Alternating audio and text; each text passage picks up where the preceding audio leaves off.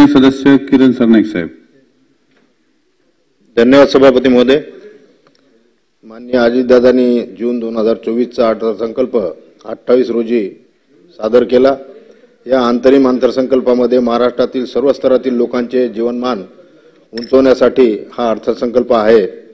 माननीय सभापती महोदय, मानवाच्या महत्त्वाच्या गरजांपैकी शिक्षण, आरोग्य, पाणी, निवारा अशा अनेक गरजा मानवाच्यासाठी आहेत.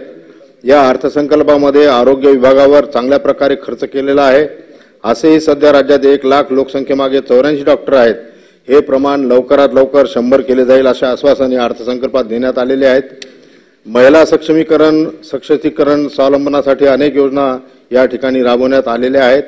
जसे की पिंक रिक्षा योजना, माझी लाडकी बहीण योजना या माध्यमातून निश्चितच महिलांचं सशक्तीकरण आणखी स्वावलंबन साधले जाईल. जे विद्यार्थी उच्च शिक्षण घेतात व बाहेर ज्यांना हॉस्टेलमध्ये नंबर लागत नाही किंवा त्या सुविधा मिळाल्या नाहीत त्यांच्यासाठी शासनाकडून ज्ञानज्योती सावित्रीबाई फुले योजना या वर्षापासून सुरू केलेली आहे. मी शासनाच्या याबद्दल अभिनंदन करतो. यासोबतच सभापती महोदय, अल्पसंख्याक महामंडळाला मदत असेल, तृतीयपंथी धोरण असेल, पंढरपूरच्या वारीला जागतिक वारसा मिळण्यासाठी नामांकन असेल, अशा अनेक बाबींचा या अर्थसंकल्पामध्ये पावले उचलण्यात आलेली आहे.